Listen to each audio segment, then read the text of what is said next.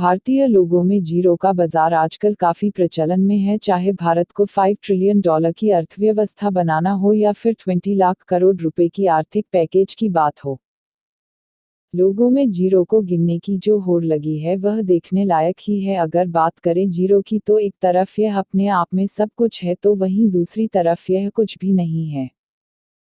Zero के पहलुओं की बात करें तो पूरा विश्व इस तरह से जुड़ा है कि इसके ज्यादा या कम होने पर लोगों के जीवनशैली, रहन सहन इत्यादि बेहद गंभीर स्तर तक प्रभावित हो जाते हैं।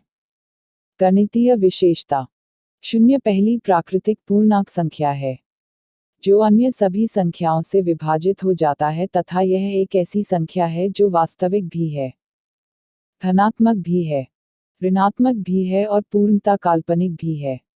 शून्य का इतिहास: अनेक भ्रांतियों से घिरा शून्य का इतिहास भारत से शुरू होता है। 9वीं शताब्दी में निर्मित ग्वालियर दुर्ग मध्य प्रदेश में स्थित एक छोटे से मंदिर की दीवार पर शून्य, जीरो को उकेरा गया है, जो शून्य के लेखन का सबसे पुराने साक्ष्य में से एक है। भारत शून्य का आविष्कारक है, लेकिन यह प्रमाण अभी तक छिपा हुआ है, परंतु संपूर्ण विश्व में यह स्थापित हो चुका है कि शून्य का आविष्कार भारत में ही हुआ है। भारत के शून्य समस्त विश्व की संख्या प्रणाली को प्रभावित किया और संपूर्ण विश्व को इसका ज्ञान दिया। मध्य पूर्व में स्थित अरब देशों द्वारा भी शून्य को भारतीय विद्वानों से प्राप्त किया गया। अंततः शताब्दी में भारत का शून्य पश्चिम में यूरोप तक पहुंचा।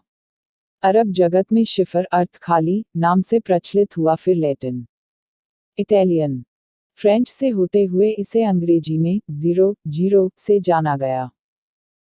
शून्य का सर्वप्रथम अस्पष्ट प्रयोग ब्रह्मगुप्त रचित ग्रंथ ब्रह्मस्फुटा सिद्धांत में पाया गया है।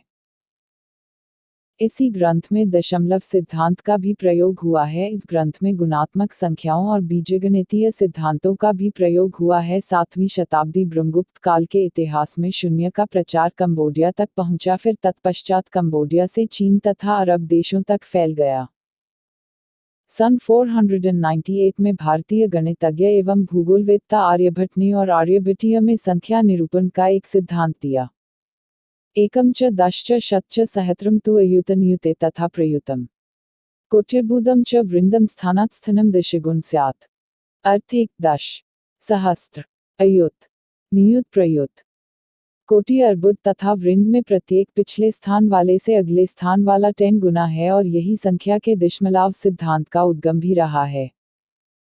आर्यभटीय खगोल शास्त्र का एक ग्रंथ है जिसमें संख्या प्रणाली में शून्य तथा उसके लिए विशिष्ट संकेत सम्मिलित मिलते हैं।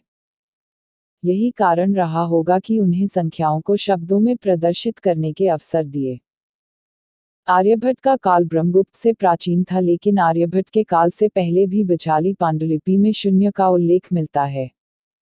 बाजाली पांडुलिपि का रेडियो कार्बन विश्लेषण में परिणाम आश्चर्य से भरा हुआ निकला, जिसके 3 प्रमाण मिलते हैं जो अलग अलग शताब्दियों में हुई थी, परंतु अभी तक इन तीनों साक्ष्य को एक साथ जोड़ने का साक्ष्य नहीं मिल सका। 1.224-383 2.680-779 3.885-993।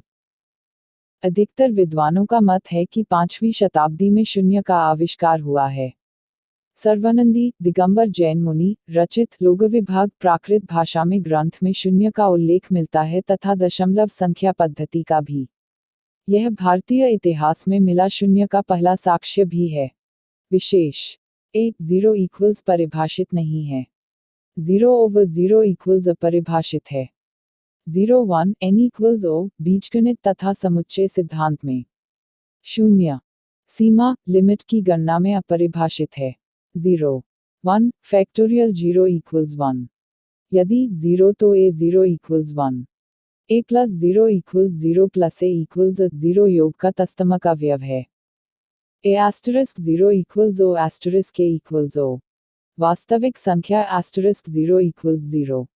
वास्तविक संख्या प्लस o इक्वल्स 0। वास्तविक संख्या माइनस 0 इक्वल्स 0। जहां वास्तविक या सम्मिश्र संख्या